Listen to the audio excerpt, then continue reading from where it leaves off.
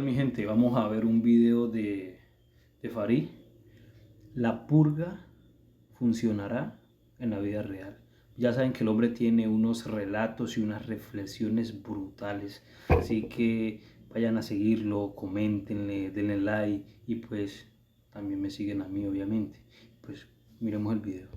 Bajo gracias a la implementación de la purga por parte de los nuevos padres fundadores de América. Se trata de un evento anual que tiene lugar el 21 de marzo y dura 12 horas, durante las cuales cualquier crimen, incluido el asesinato, es legal. James conduce de regreso a su vecindario privado tras un día ajetreado en la oficina. Llama a su asistente, quien le informa que fue el mejor vendedor de sistemas de seguridad en la empresa. Llega a casa una hora antes de que comience la purga y es recibido por su esposa Mary, quien está preparando la cena mientras ve un programa de televisión sobre el evento. En el programa, un doctor explica que la historia ha demostrado una y otra vez que los seres humanos son naturalmente violentos y que negarlo solo genera más problemas. Según él, la purga no solo concentra la violencia en una sola noche, sino que también sirve como una especie de catarsis colectiva, permitiendo a las personas liberar su agresión y lograr estabilidad psicológica. Dentro de la casa, su hija Zoe está ocupada besándose con su novio Henry, pero cuando escuchan que James llegó, ella lo despide rápidamente por la ventana, ya que su padre no aprueba la relación debido a la diferencia de edad entre ellos. Mientras tanto, Mary sale a tomar aire y conversa con sus vecinos, en especial con Grace, quien le dice que la ampliación de su casa quedó hermosa. Sin embargo, también le menciona que no todos tuvieron un año tan bueno como el de ellos y que algunos vecinos sienten cierto resentimiento, pues dicen que la venta de sistemas de seguridad de James financió esa remodelación. Mary le pregunta si este año hará su fiesta anual, pero Grace responde que no. Mary regresa a casa y se asusta al ver a Timmy, el muñeco motorizado de su hijo Charlie. El juguete tiene la mitad carbonizada. Mary le dice a su hijo que deje de jugar y la ayude a poner la mesa para la cena. Charlie sale de un cuarto secreto escondido en su armario y se une a su madre. Ella nota que su hijo está preocupado por la purga de esa noche y trata de tranquilizarlo diciéndole que lo importante es todo el bien que ésta hace. Durante la cena, James intenta hablar.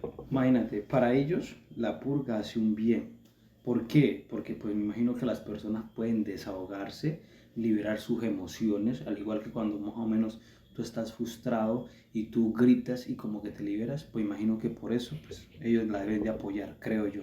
Con sus hijos sobre su día, pero Zoe responde de mala gana, molesta por la desaprobación de su padre hacia Henry. La cena es interrumpida cuando llega el momento de activar el cierre de seguridad. La familia se dirige a la sala de control para reforzar la casa con el sistema de seguridad de James. En la televisión se transmite la alerta de emergencia anunciando el inicio de la purga anual y recordando que todos los crímenes, incluido el asesinato, serán legales durante 12 horas. También se menciona que hay algunas excepciones. Los funcionarios del gobierno de rango 10 o superior tienen inmunidad y no pueden ser atacados, y solo se permiten armas de clase 4 o menores. De repente, las sirenas comienzan a sonar, marcando oficialmente el inicio de la purga. Charlie, con curiosidad, le pregunta a sus padres por qué ellos no participan. James le responde que simplemente no sienten la necesidad. Entonces, Charlie le cuestiona si eso significa que si alguna vez sintiera la necesidad, sí mataría a alguien. James le explica que la purga permite a las personas liberar toda la ira, la violencia y la agresión que reprimen. Y le dice que sí, que si él o Mary quisieran, participarían, porque creen que funciona. Le recuerda que antes de la purga, el país estaba muy mal, con pobreza y altos niveles de crimen, pero que gracias a ella, las cosas mejoraron. Charlie va a su cuarto y Zoe al suyo, donde se encuentra con Henry, quien volvió a colarse en la casa mientras la familia cenaba. Mientras se besan, James trabaja y escucha una estación de radio donde un criminólogo cuestiona si la purga realmente ayuda a liberar la agresión y reducir la violencia o si tiene otro propósito. Explica que los críticos de la purga creen que en realidad es un método para deshacerse de los pobres y enfermos, personas que no pueden defenderse, y que eliminar a quienes no aportan a la sociedad reduce la carga económica del país. La purga presenta una visión de la psique humana que resuena con muchas ideas psicoanalíticas. La existencia de una división interna, un lado luminoso, civilizado y socialmente aceptable, y otro oscuro, salvaje y primitivo. Desde esta perspectiva, la introducción del individuo en la sociedad y sus normas implica la represión de ciertos impulsos para posibilitar la convivencia. Y la película resalta esa tensión con imágenes simbólicas como el juguete medio carbonizado de Charlie. Otro detalle que también refuerza esta idea es la fecha de la purga, el 21 de marzo, que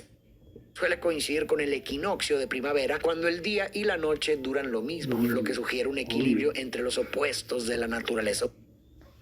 Pues es que este man lo explica tan bien que no es necesario ni hablar. No es necesario decir nada, pues Farid lo dice todo. la luz y la oscuridad. La premisa de la purga sostiene que reprimir los impulsos agresivos acumula frustraciones que sin una vía de escape controlada terminarían explotando en crimen y violencia. Y la solución que plantea el sistema es permitir un espacio donde estas pulsiones puedan liberarse sin consecuencias. Si las personas descargan su ira en un solo día, podrían comportarse de manera ejemplar el resto del año. Pero, ¿esto es cierto? ¿Liberar la ira realmente nos hace menos agresivos? La idea detrás de la purga está vinculada a la hipótesis de la catarsis, que esta es una idea con raíces tanto en la teoría psicoanalítica de Freud como en el concepto aristotélico de la purificación emocional a través de la expresión de los impulsos internos. En esencia, esta hipótesis sugiere que las emociones desagradables pueden disiparse si se expresan. En la purga se asume que al desahogar la violencia en un entorno sin restricciones, el impulso agresivo disminuirá, reduciendo futuros actos violentos. Sin embargo, la hipótesis de la catarsis ha sido ampliamente debatida. Primero, el contexto en el que se expresa la agresión es clave. Dependiendo de las circunstancias, en lugar de aliviar el malestar, puede intensificarlo. No es lo mismo desahogarse en un espacio donde el conflicto se aborda reflexivamente o se resuelve que hacerlo sin propósito claro o validación. Imagina a alguien frustrado con su vida que durante la purga decide desahogar su enojo atacando a otros. Según la teoría... Exactamente, para allá vamos. Imagínate una persona que le haya ido mal por sus propias decisiones que haya tomado y coja prácticamente un evento como este, por decirlo así, para herir, para dañar, para acabar con otras personas que están haciendo las cosas bien. Pero ¿qué es lo que pasa?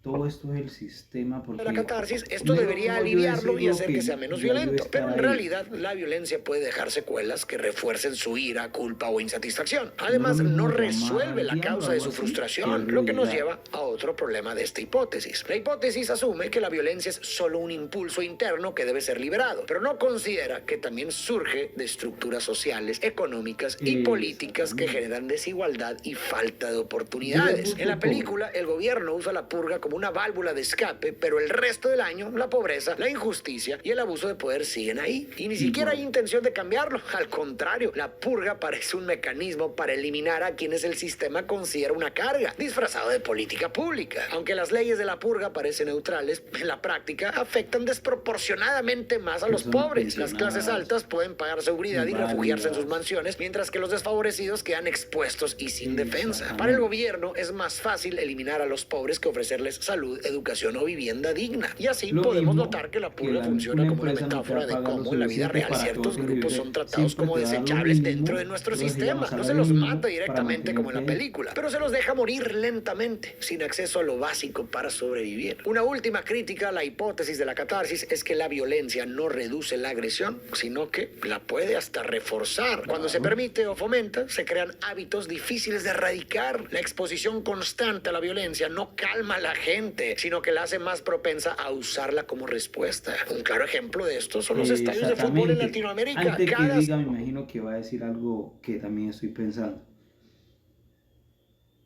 En los partidos siempre hay problemas. Y si uno se desahogara por eso, pues, habrían como menos problemas, porque la gente ya se desahogó en otro partido anterior. Pero a veces suele pasar que pelean en uno, pelean en otro y pelean en otro. Entonces, pues, algo ilógico. Semana hay pelea entre aficionados y muchos salen impunes, casi como una mini purga. Pero en lugar de calmarse, los enfrentamientos se repiten. Si la expresión por sí sola funcionara, bastaría una sola pelea para desahogarse y no volver a hacerlo, por lo menos por un buen... Si fuera así, si desahogarse fuera así, usted pelearía solamente una sola vez con su pareja, ya no lo volvería a hacer. Pero sabemos que no pasa así.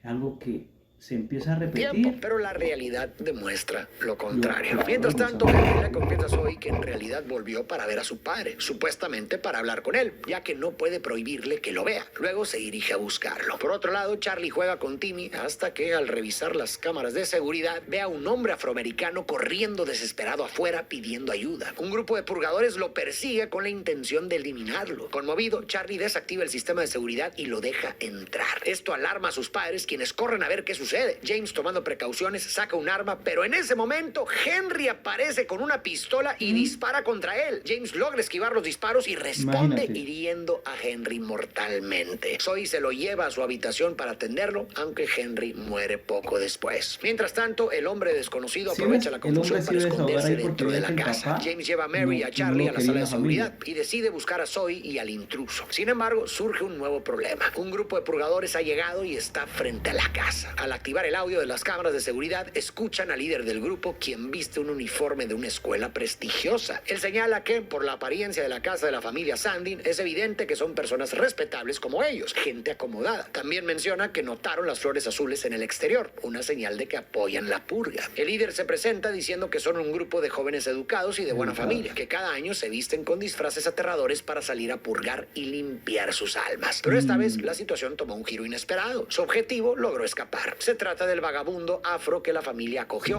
a quien consideran una amenaza para su sociedad justa, y que además eliminó a uno de los suyos cuando intentaron ejecutarlo. Exigen a los Sandin que lo entreguen con vida antes de que lleguen refuerzos. Si no lo hacen a tiempo, entrarán a la fuerza y eliminarán a toda la familia. En ese momento cortan la electricidad. James, decidido a proteger a su familia, decide encontrar al hombre para entregarlo. Mientras tanto, los purgadores se divierten intimidándolos desde afuera. Charlie, usando a Timmy, guía al vagabundo hasta su escondite en su armario secreto. James no lo encuentra y, al tardarse, el líder de los purgadores lo llama para preguntarle si están protegiendo al vagabundo. James responde que no, que simplemente aún no ha logrado encontrarlo. James intenta explicar que todo es un malentendido. Les dice que su hijo, que es solo un niño, dejó entrar al hombre, pero que él apoya completamente la purga. Se gana la vida vendiendo sistemas de seguridad y nunca le negaría a nadie su derecho a participar. Uno de los purgadores lo interrumpe gritando que les entrega al vagabundo e inmediatamente el líder lo elimina. Luego le recuerda a James que sus refuerzos llegarán pronto y cuando lo hagan entrarán por la fuerza. Uno de los aspectos que más me perturban de la historia es cómo la gente no solo acepta la violencia, sino que la asume como un deber cívico. La ven como una responsabilidad hacia su país. Y para lograr esto, la propaganda del gobierno ha sido fundamental. Las élites que controlan el país han construido un discurso en el que la purga es promovida como una necesidad para la estabilidad nacional. Afirman que ha reducido la criminalidad y el desempleo, que ha fortalecido la economía y que en última instancia ha convertido el país en un lugar mejor. Esta propaganda tiene efectos psicológicos profundos que hacen que las personas no solo ejerzan la violencia sin remordimiento, sino que lo hagan con convicción e incluso con entusiasmo. Estos efectos los voy a resumir en 3 puntos principales. Primero, diversos experimentos y hechos históricos han demostrado que las personas son capaces de cometer actos atroces cuando una autoridad legítima se los ordena. El experimento de Milgram, por ejemplo, reveló que muchas personas están dispuestas a infligir daño a otros si una figura de autoridad les indica que deben hacerlo. También durante la Segunda Guerra Mundial, millones de personas participaron en crímenes terribles bajo la justificación de que simplemente seguían órdenes. En la purga, la propaganda del gobierno juega un papel muy similar. Convierte la violencia en un mandato legítimo. No solo permite que las personas eliminen sin repercusiones legales, sino que las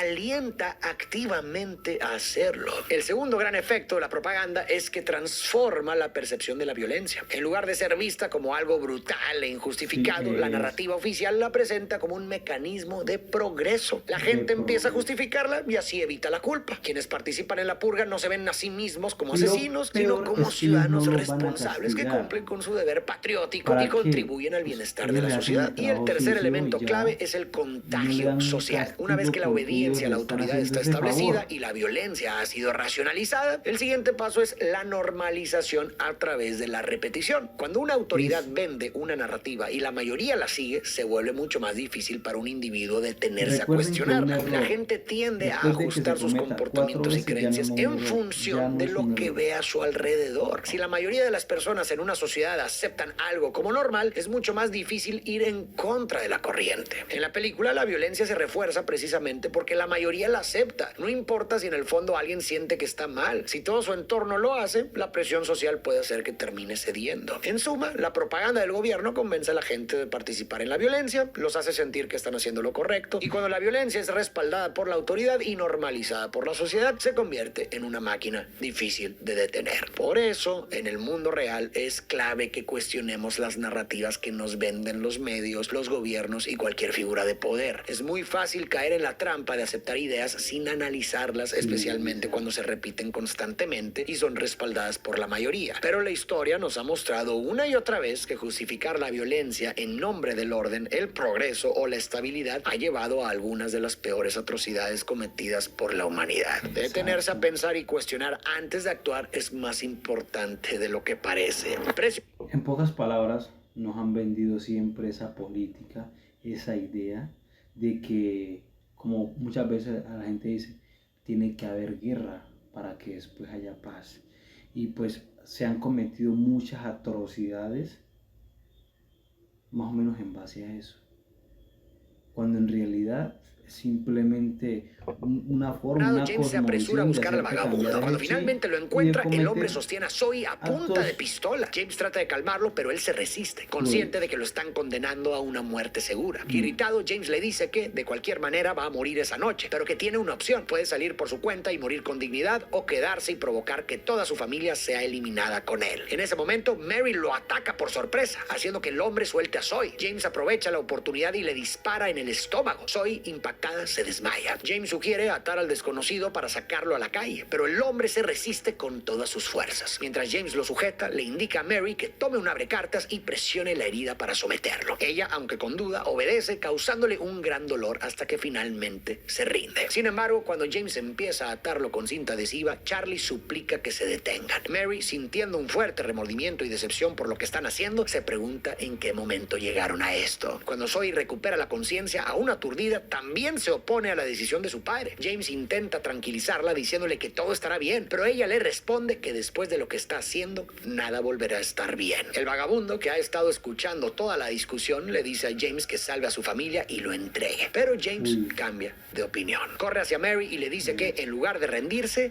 lucharán. Le da a Charlie una pistola y le ordena esconderse en el sótano mientras él y Mary se preparan con más armas. Al inicio de la historia, James y Mary apoyaban la purga sin cuestionarla. Y claro, ¿por qué habrían de hacerlo? No los afecta directamente ni la experimentan de primera mano. Están seguros en su casa protegida sin siquiera presenciar la violencia que ocurre afuera. Pero más allá de no perjudicarlos, la purga les ha beneficiado enormemente. Gracias a ella han amasado una fortuna vendiendo sistemas de seguridad para las noches de caos. Para ellos, la purga no es más que un evento anual que deben esperar a que pase. No la ven, no la sienten, no la padecen. Es fácil estar de acuerdo con un sistema cuando te beneficia y cuando sus consecuencias no tocan tu vida. Muchas veces quienes tienen el poder de cambiar las cosas no lo hacen, no por maldad, sino porque simplemente no sienten la necesidad de hacerlo. No se ven obligados a enfrentarse a la violencia, la desigualdad o la desesperación que otros sufren a diario. Y en muchos casos no solo no los afecta, sino que hasta les conviene que todo siga igual. ¿Para qué cuestionarlo si les funciona? Pero todo cambia cuando la crisis llega a su propia puerta. Cuando Charlie dejó entrar al vagabundo, la burbuja de seguridad en la que vivía la familia se rompió. Al inicio, James no tenía dudas sobre lo que debía hacer. Su instinto era entregar al hombre y seguir con su vida como si nada hubiera pasado. No era algo personal, solo estaba siguiendo las reglas del sistema en el que creía. Pero Charlie, el único que había mostrado preocupación por la violencia de esa noche y ayudó al hombre sin pensarlo demasiado, plantó la semilla de la duda en su familia. Mary también comenzó a experimentar remordimiento y poco a poco la convicción de James se desmoronó. Se dio cuenta de que su familia no estaba en peligro por culpa del vagabundo, sino por quienes lo querían eliminar. Y en ese momento James se vio obligado a elegir entre sus creencias cómodas y su humanidad. Y ahí fue cuando James tuvo un cambio de corazón. Y ahora la pregunta es, ¿cuántas personas necesitan verse afectadas por una injusticia para que nos demos cuenta de que es un problema? ¿Por qué es tan fácil ignorar el sufrimiento de los demás hasta que nos toca a nosotros? Las injusticias no se sostienen solo por quienes las...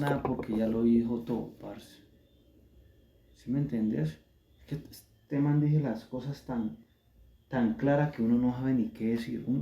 Uno opina algo y el hombre ya va a opinar algo y el hombre ya lo dice también. Entonces, ¿qué puede Farid? No, ahí no se puede.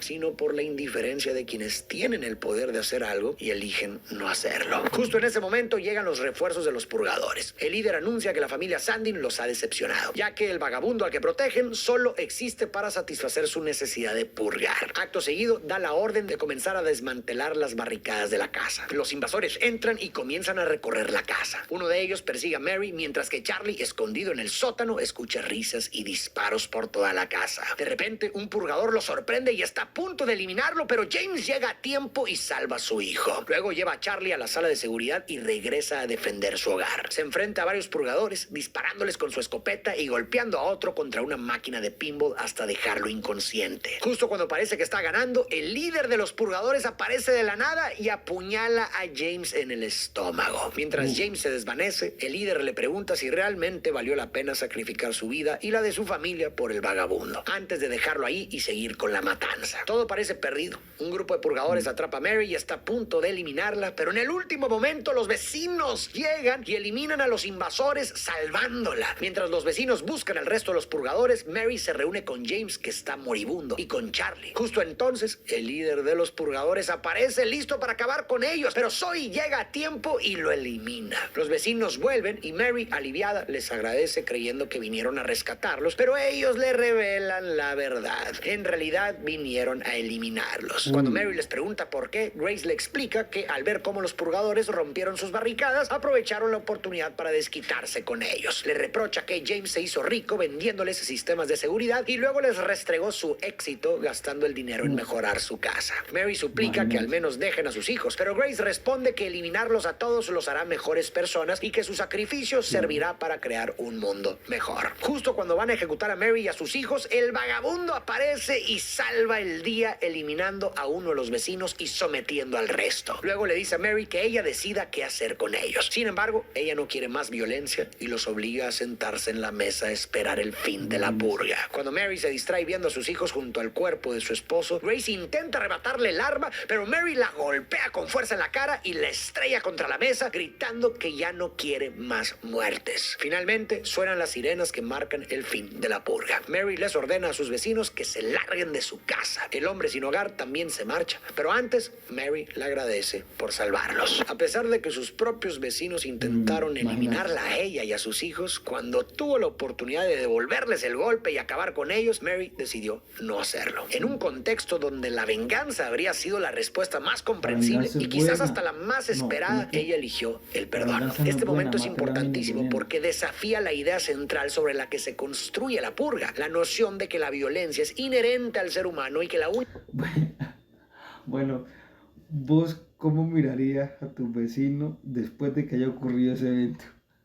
¿Vos esperarías que llegara una purga o vos qué harías en ese instante? Porque yo debe ser La bravo. forma de controlarla es permitiéndola de manera regulada. Pero lo que Mary demostró es que la violencia no es una necesidad biológica ineludible. Los seres humanos no somos simplemente criaturas salvajes dominadas por nuestros impulsos más primitivos. Lo que realmente nos diferencia de las bestias no es nuestra capacidad de hacer daño, sino nuestra capacidad de elegir no hacerlo. Y así, al no dejarse consumir por la violencia, Mary conservó algo que el sistema de la purga trató de arrebatarles a todos: su humanidad. Pero entonces, ¿qué alternativas podríamos proponer en lugar de una purga para combatir la violencia y el crimen? Bueno, yo creo que si realmente queremos reducirlos, primero deberíamos preguntarnos ¿qué los origina? Es necesario analizar las estructuras que generan frustración, enojo y desesperanza que hay en nuestras condiciones laborales, sociales, económicas y políticas que empujan a tantas personas al límite. Como sugerí antes, la violencia no surge de la nada. Es el reflejo de un sistema que falla en brindar oportunidades, en garantizar seguridad y en ofrecer un mínimo de dignidad para todos. Cuando la gente siente que no tiene futuro, que nadie la escucha, que la desigualdad es insalvable, el resentimiento crece y con él la agresión. Tal vez si modificáramos esos factores, educación, salud y vivienda accesibles, empleos dignos, justicia real, redes de apoyo comunitario, podríamos construir sociedades más pacíficas y prósperas. A ver, ¿qué les parece a ustedes? ¿Qué les pareció eso? Brutal. Bueno, mi gente, ahí estamos y pues ya saben.